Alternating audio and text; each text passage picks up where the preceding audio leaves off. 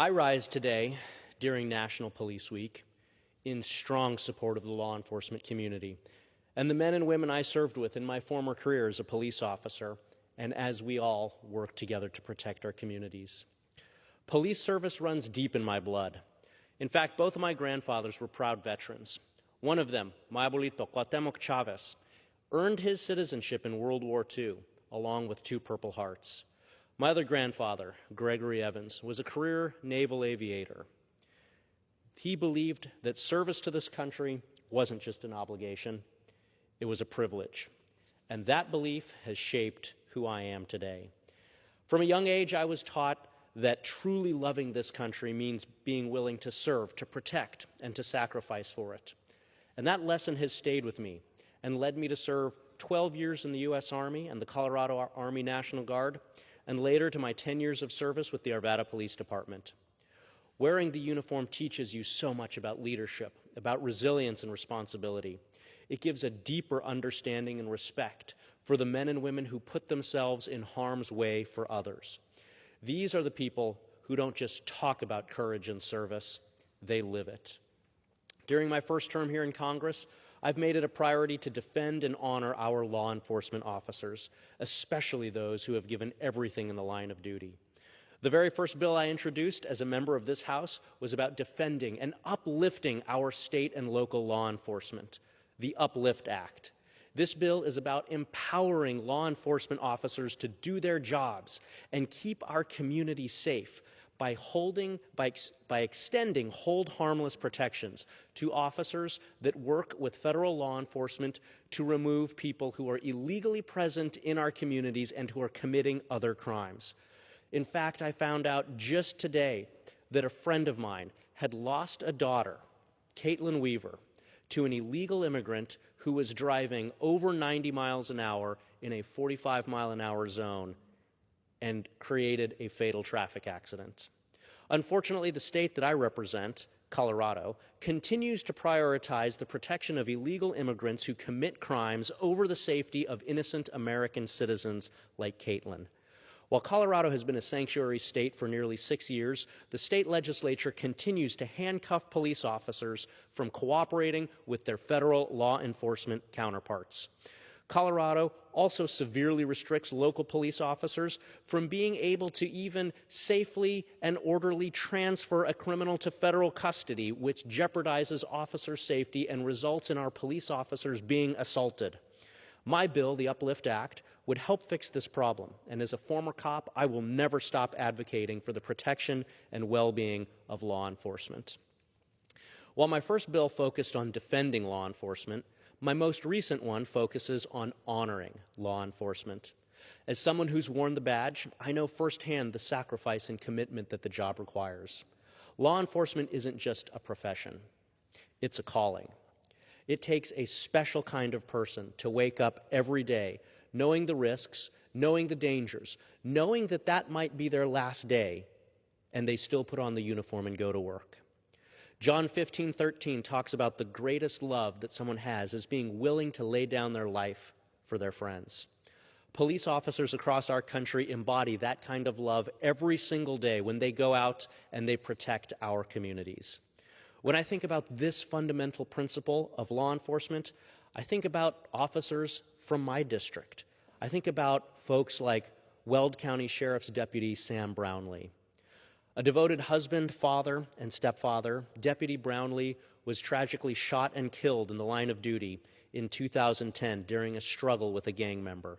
He served with distinction for 5 years with the Weld County Sheriff's Department and was always committed to protecting his community. Deputy Brownlee's story is one that should never be forgotten. His sacrifice is a solemn reminder of the risks that our law enforcement officers face every day and the courage it takes to wear the badge. That's why I'm proud to announce that this week, during National Police Week, I introduced a bill to rename the Evans Post Office in Weld County after Deputy Brownlee, to ensure that the community that he loved is able to properly honor and remember his courage, his service, and his enduring legacy. In a time when law enforcement officers across this country face growing threats and far too little appreciation, we must do more to recognize their bravery, their sacrifice, and their families. This bill is a tribute not just to Deputy Brownlee, but to every officer who's laid down their life in defense of their community and the families that they left behind. I look forward to continuing to build support for this bill with the Colorado delegation and work to getting it signed into law.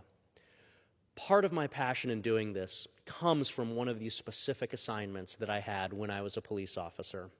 I served in a variety of capacities, but one of the most meaningful was serving as a member of, a sergeant of, and the lieutenant for our Honor Guard. The Honor Guard is the agency within a police department that is responsible for conducting a variety of ceremonies. They do the flag postings at civic events. But one of the most sacred responsibilities that they have is honoring the fallen officers who gave their lives in the line of duty.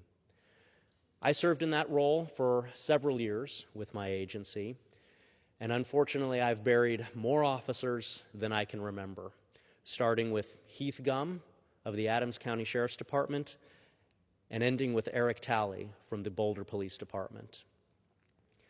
But there's two officers that I had to bury that I want to specifically mention.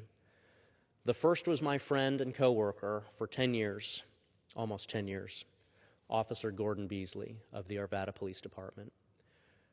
Gordon was a school resource officer.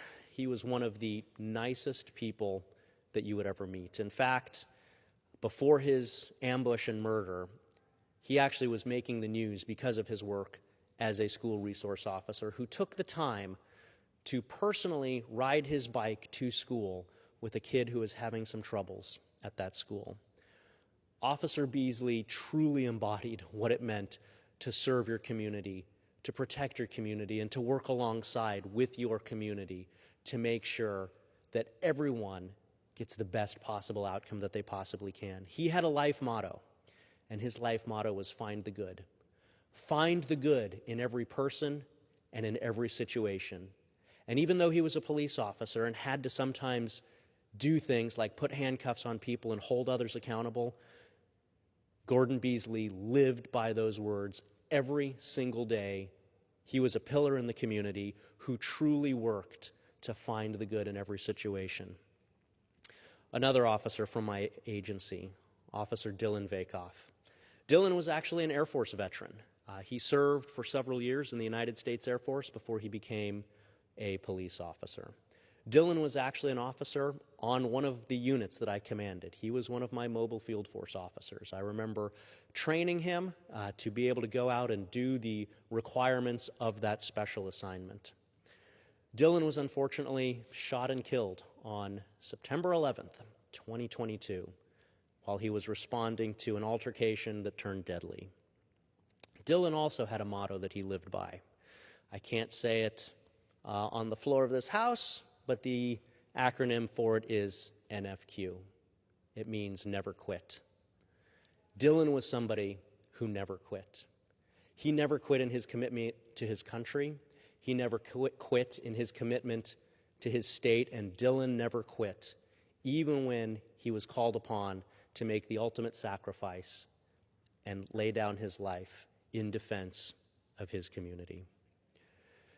And in many ways, Dylan embodies what it means to be a police officer. Having served for 12 years in the Army and another 10 years in law enforcement, I often compare military and law enforcement service to being two sides of the same coin, or to use police terminology, two sides of the same perimeter. In law enforcement, whenever we have a dangerous situation, we have to contain that situation to keep the public safe. And so we set up what's called an inner perimeter.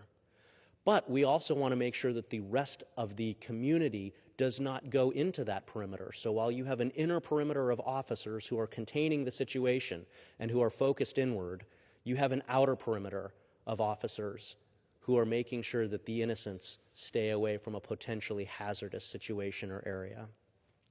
And that's how I see the military and law enforcement. Law enforcement is the inner perimeter. They protect us in our homes, in our communities, in our schools, in our parks, and on our roadways. And the military protects us from external threats, but they are two sides of the same coin. And so when folks like Dylan, or like Gordon, or Heath Gum, or Eric Talley, or so many others, are called upon to make that sacrifice, they are making that sacrifice from the exact same motivations as a broader community of military and law enforcement and first responders who are out to make sure that we stay safe. And at a law enforcement funeral, which again I've unfortunately been to too many of, we honor those sacrifices. And we make two solemn promises. The first promise is to never forget. And we honor that promise by doing things like what we do tonight. We honor that promise through memorials and through speeches and through memories, through carrying the actual lives and stories of those who have made the ultimate sacrifice. Because Dylan and Gordon are no longer with us. But as long as we talk about them, as long as we talk about how they lived their lives, as long as we carry on their mottos, never quit, find the good, in a small way, they are still with us. And their memories, their examples, their courage, their commitment, and their service lives on through them as long as we never forget. There's a second promise that we make at law enforcement funerals. We have the watch from here. Because you see, law enforcement is like the thin blue line. Individuals may come and go, but the thin blue line itself never sleeps, never grows tired. It doesn't fail. It cannot fail, because the thin blue line is what keeps our communities, our country, and our way of life safe from the threats and the harms and the chaos that would exist if just for a single day police officers didn't put on the badge and the uniform and go to work. Individual officers come and go, but the thin blue line never does. And so we make a promise to the fallen who gave the ultimate sacrifice. They are no longer able to continue in that watch. We do a final radio call, but then we make a promise. We have the watch from here. And so for everyone under the sound of my voice, for the police officers, for the citizens, for everyone else, that is the action item. That is the takeaway from this speech. We have the watch from here. For the police officers, for the first responders, for the families who serve right alongside their loved ones, know that we will not forget and that we will stand by you to the absolute utmost of our abilities, because that is what having the watch from here means. It means that the sacred requirement to protect our communities will not end. It means that those of us, the living, and particularly the living who are in this great self-governed society that we call the United States of America, it means that we have the responsibility to work with, to support, to empower, and to protect our law enforcement officers as they go out into the community and they put their lives, their family's future on the line to protect us. And so, as someone who has made those sacred promises too many times at funerals, it is my honor to stand here today on the floor of the United States House of Representatives on May 15th, Police Day in Police Week, to reaffirm and to challenge all of us to continue with those two sacred promises. Never forget, and then go out. Be a good citizen. Be a member of a community. Support the law enforcement officers and the men and women who themselves are physically every day putting on the badge and the uniform and who are keeping that watch from here. Thank you.